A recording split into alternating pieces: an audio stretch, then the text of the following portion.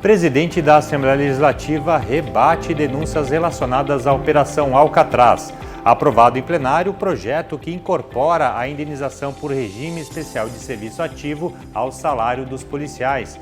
E comissão que analisa o segundo pedido de impeachment contra o governador e a vice define as próximas etapas dos trabalhos. Hoje é terça-feira, 6 de outubro, e o Redação TVAL já está no ar.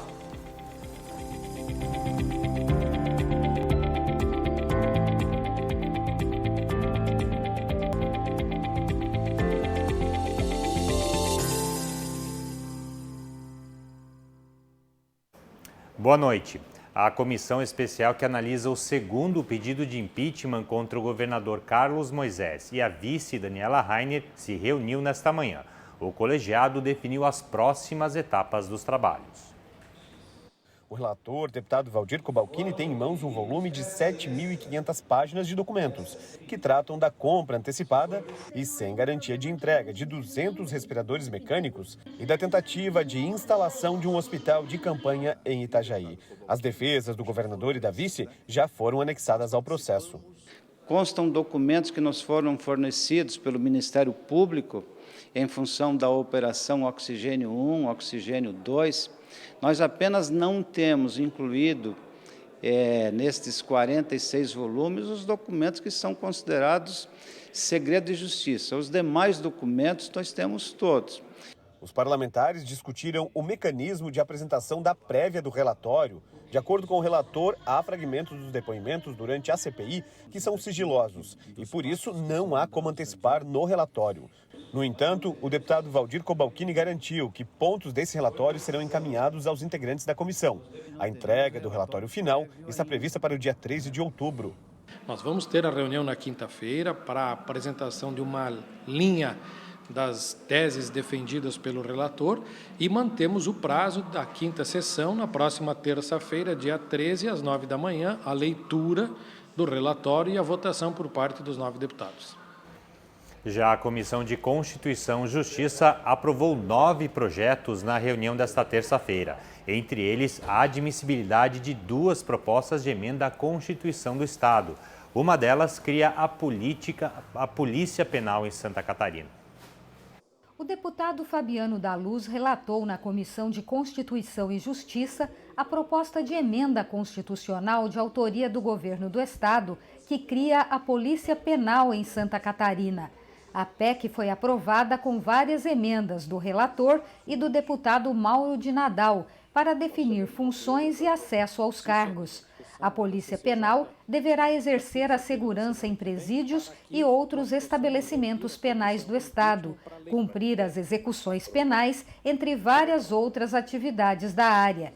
Com a PEC, os atuais agentes penitenciários deverão passar por uma transformação de cargo. Transformar os agentes penitenciários em polícia penal, determinar quais são as funções que eles podem exercer, que basicamente eles são vinculados à justiça e ao sistema penitenciário, ou seja, eles não têm poder de polícia lá fora, mas sim eles têm poder de polícia na atuação deles dentro do sistema prisional, do sistema penal de Santa Catarina. Então é reconhecer e transformar, dar uma autonomia maior para estes agentes que agora passarão a ser polícia penal. No final do ano passado, a Constituição Federal alterou o sistema previdenciário dos policiais e bombeiros militares. A outra PEC, aprovada na CCJ, de autoria do deputado Coronel Mocelin e outros parlamentares, tem como objetivo adequar a Constituição estadual às novas regras.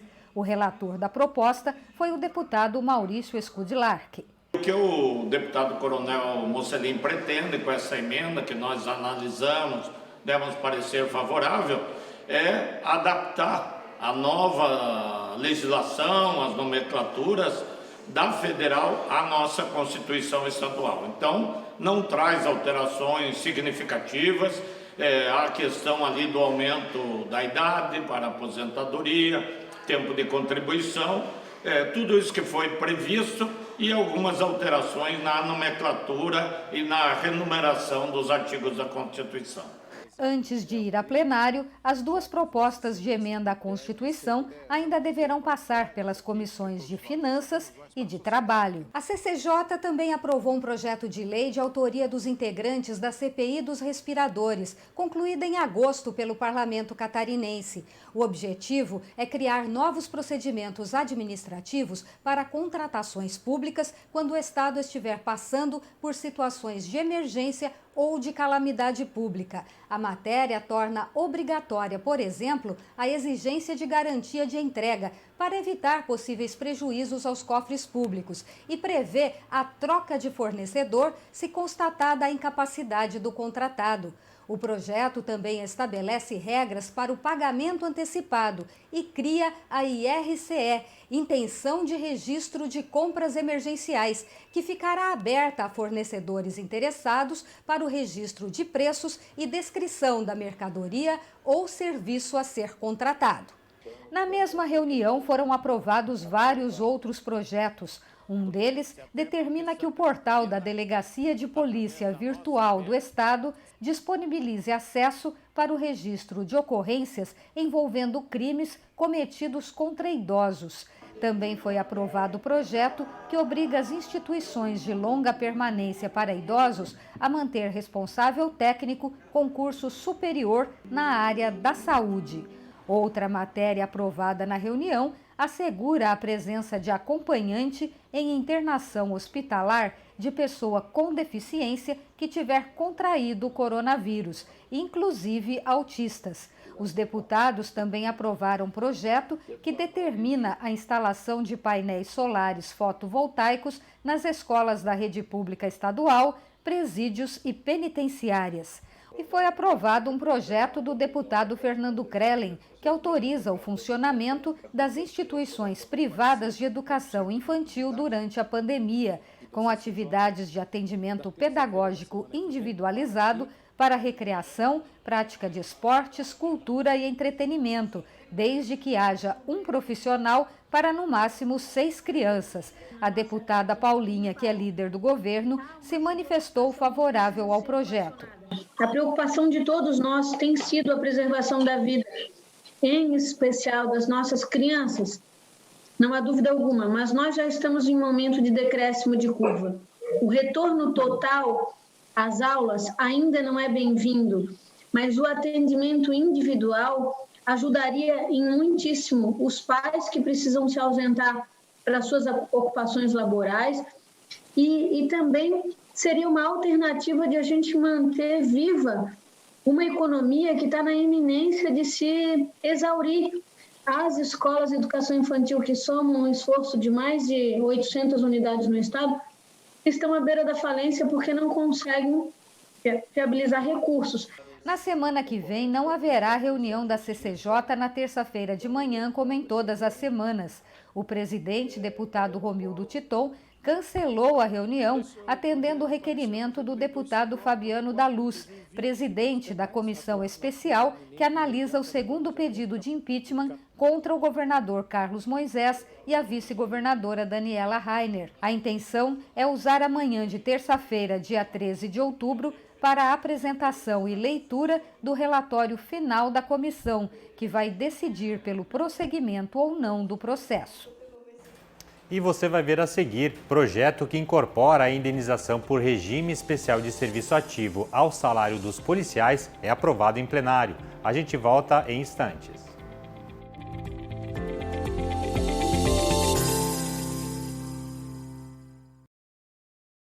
Na dúvida, não compartilhe. Sabe aquela notícia que você recebeu no grupo da família e ficou na dúvida se era verdade ou não? Pois é, a desinformação pode vir de todos os lados, mesmo de uma pessoa querida. Sempre desconfie de tudo que receber no celular e nas redes sociais. E também daquelas coisas que chegam pela internet e parecem estranhas demais para ser verdade. Você é responsável por tudo que compartilha.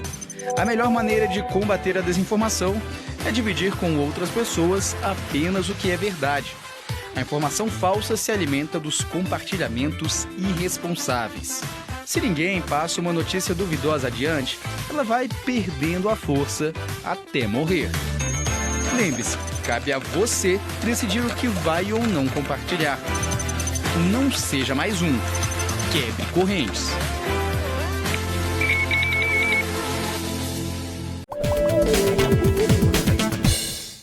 A Assembleia Legislativa aprovou o fim da cobrança de pedágios urbanos em Santa Catarina.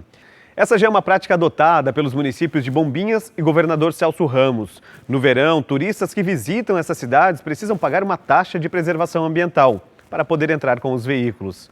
Com a aprovação da proposta, que altera a Constituição do Estado, nenhum município catarinense poderá implantar a taxa.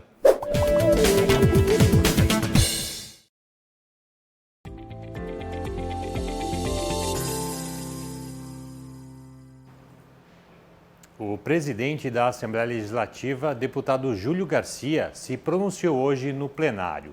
O parlamentar rebateu as denúncias relacionadas à Operação Alcatraz.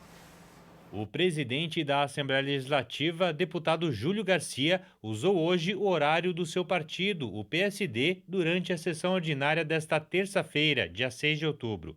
Ele rebateu as denúncias feitas pelo Ministério Público Federal relacionadas à Operação Alcatraz, que investiga supostas irregularidades em licitações na Secretaria de Estado da Administração. Júlio Garcia disse que as acusações não têm fundamento, são baseadas em uma delação sem provas e atendem a objetivos políticos. Baseada em achismo e sustentada na afirmação da minha liderança política, como se isso fosse uma praga, para fugir ao contexto de uma denúncia caluniosa, que é aquela que se formula uma acusação falsa ou sem elementos suficientes de prova. A solução que encontraram, a partir das elucubrações, foi me acusar de sócio oculto de uma empresa cuja sede não conheço ou de partícipe indireto em fatos ilícitos, sabido que a população, sem conhecimento na área jurídica, acaba aplaudindo quem acusa e fecha os olhos e ouvidos para quem se defende. Sabe, ademais, que se não provar a culpa de quem acusa, lhe sobrará o consolo da persistência da dúvida sobre a honorabilidade do acusado. Essa denúncia, que é especulativa, vem acompanhada da indicação de uma única testemunha, exatamente uma delatora que, para reduzir a sua pena, negocia com a acusação de terceiros. Ele disse ainda que os investigadores e representantes do Ministério Público o monitoraram mediante quebra de sigilo telefônico e bancário desde sua aposentadoria no Tribunal de Contas do Estado, sem comprovar nenhum ato de ilicitude.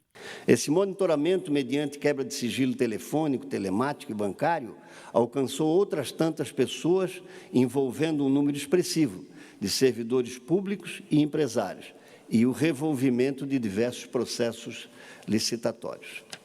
A obstinação dos investigadores, por evidente, era alcançar agentes políticos e públicos, especialmente aqueles inicialmente indicados, não tendo eles obtido êxito, entretanto, ausente fato ou informação que pudesse caracterizar ilícito. Júlio Garcia também criticou vazamentos de informações do processo que corria em segredo de justiça, o que classificou como uma tentativa de condená-lo por antecipação.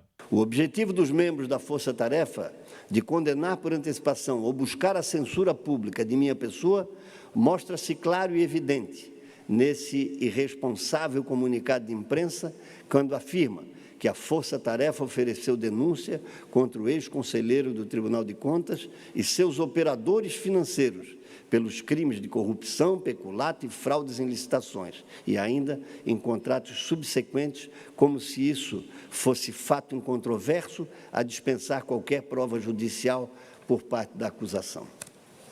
Ora, basta essa referência ou forma de divulgar a notícia de uma simples denúncia para se ver clara a imputação antecipada de culpa num verdadeiro assinte ao Estado de Direito, para dizer o mínimo. Aliás, acusar e não indicar os meios de prova para confirmar essa acusação é desistir da própria denúncia, sabendo que não cabe condenação por prova indiciária, não reproduzida em juízo e nem em contraditório. O parlamentar disse ainda que mantém sua confiança na justiça e que não há qualquer ato ao longo da sua carreira política que ele possa se envergonhar. Sou detentor de uma carreira política reta e ilibada, não havendo qualquer ato ao longo desses 40 anos de vida pública que possa me envergonhar. E não foram poucos os cargos que eu ocupei. Importantes.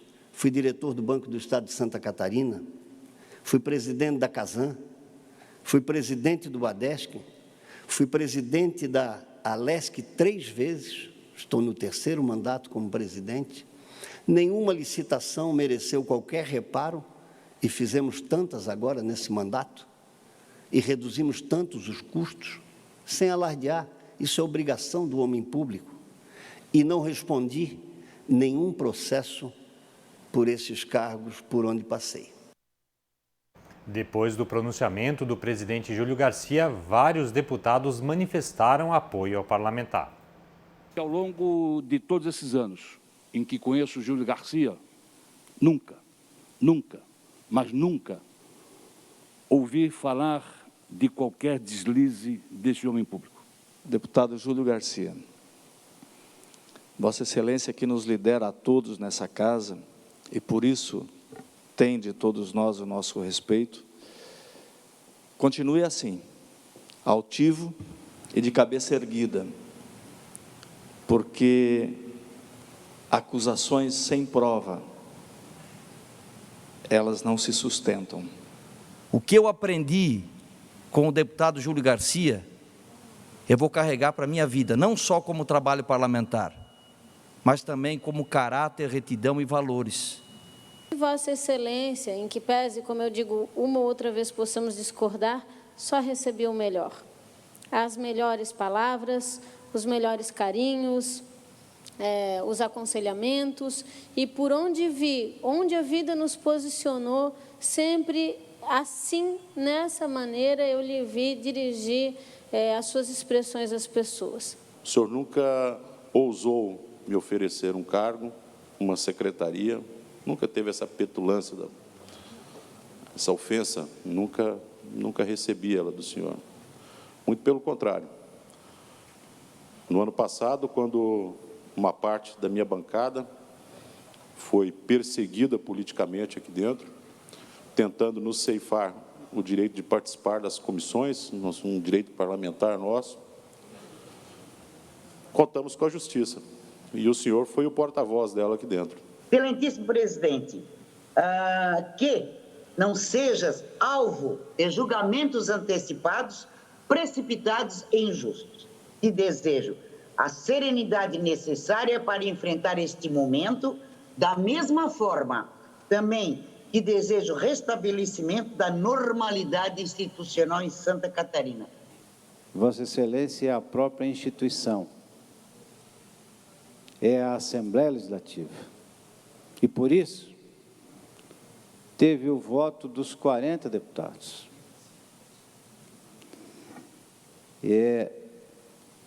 Momento, sim, difícil, mas seria mais difícil não tivesse Vossa Excelência a solidariedade de todos nós,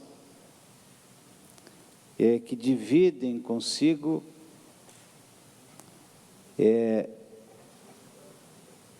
o peso desse momento. Eu que fui da segurança pública por quase 40 anos, sei o quanto a justiça pode ser justa e o quanto ela pode ser usada com maldade. Eu recebi aqui, deputado Júlio, uma mensagem de um dos mais críticos eleitores meus e mais próximo, meu filho Juan. Ele pediu só para te dizer uma frase. É nesse momento que se separam os meninos dos homens. Obrigado. Eu peço que a opinião pública, as pessoas, esperem e não venham condenar precipitadamente. E eu quero lhe cumprimentar pela coragem, pela forma com que o senhor se comunicou hoje, colocando o seu ponto de vista, como um grande líder que o senhor é, desta casa e de Santa Catarina. E quero lhe dizer que o senhor tem o nosso respeito, a nossa consideração, e que nós sabemos que na caminhada a verdade aparecerá. Tens o meu apoio, certo? Porque tu és um baita líder. E líder Isso aí vem de berço. Você merece. Tem todo o meu apoio, deputado Júlio Garcia. Sabemos que não deve ser fácil tudo que está sendo enfrentado, né, por ti. A responsabilidade grande que pesa sobre os ombros, né, o transtorno psicológico, emocional, mas nesse momento de desestabilidade no Estado, tem sido um grande líder, enfrentado as acusações caluniosas, então tem meu respeito, tem meu apoio, né, e tem o seu valor para a sociedade catarinense. Eu creio que a justiça será feita e tudo isso será só uma lembrança ruim do passado. E nesse tempo que temos visto aqui, tenho admirado a sua gestão, presidente, a sua maneira de lidar com as pessoas, a sua simplicidade. E ninguém joga pedra em árvore que não dá fruto. Ninguém será considerado culpado até o trânsito em julgado de sentença penal condenatória. Eu vejo que somente este artigo seria o suficiente para que as pessoas mal intencionadas, Brasil afora, tomassem consciência dos seus atos e não condenassem previamente pessoas sem dar a elas o direito da ampla defesa. Porque o simples fato do espetáculo que muitas vezes é gerado através da grande mídia faz com que a pessoa pague antecipadamente por uma pena que não é merecida. E junto a essa pessoa, muitas e muitas vezes pagam também os seus familiares. Presidente, cabeça erguida, fé em Deus e bola para frente. Também em plenário, os deputados votaram e aprovaram o projeto de lei complementar que trata da incorporação ao salário dos policiais da indenização por regime especial de serviço ativo. Os deputados aprovaram em plenário o projeto de lei complementar de autoria do Governo do Estado que trata da incorporação no salário dos servidores da Segurança Pública da IRESA, sigla pela qual é conhecida a indenização por regime especial de serviço ativo. Hoje, as classes da segurança pública, incluindo servidores civis e militares estaduais, são a única classe que não tem direito a se afastarem do serviço por qualquer tipo de problema, inclusive férias, sem terem tirados dos seus vencimentos parte deles, cerca de 20%. Então, acreditamos que essa é a principal vantagem. As discussões em relação a aspectos dos militares da reserva e dos servidores civis aposentados, acreditamos que também muitas delas serão corrigidas com a aprovação desse projeto. Criada há alguns anos com o objetivo de complementar o vencimento dos servidores da segurança pública, a IRESA atualmente corresponde a 19,25% do salário dos policiais, só que eles deixam de receber o valor quando precisam tirar licença.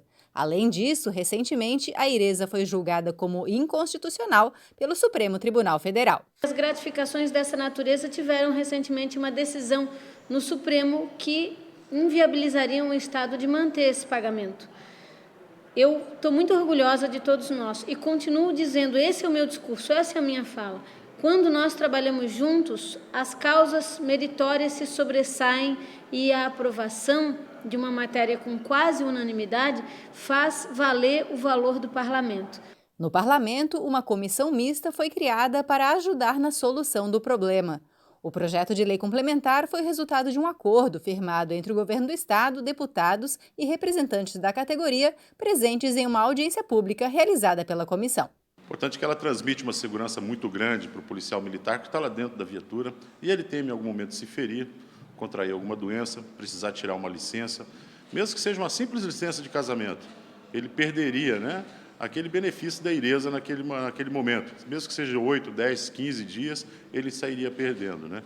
Então, o meu voto foi bastante consciente, foi pensando nesses policiais que estão lá dentro da viatura, nesse exato momento agora, trabalhando para a minha segurança, para a sua segurança e para a segurança de todos. Olha, é uma conquista histórica. A Assembleia, mais uma vez, dá uma demonstração de responsabilidade, aprovou um projeto, o governo vetou, mas mandou um substitutivo, e é uma luta para acabar com o penduricalho na remuneração. Então, ante a decisão do STF, a possibilidade de perda de quase 20% do valor da remuneração dos policiais da segurança pública como um todo, com essa aprovação, a Assembleia corrige esse risco, essa possibilidade de injustiça. E por hoje é só, o Redação TVL termina aqui. Mais notícias você confere na nossa programação, no site ou nas nossas redes sociais. Uma boa noite para você e até amanhã.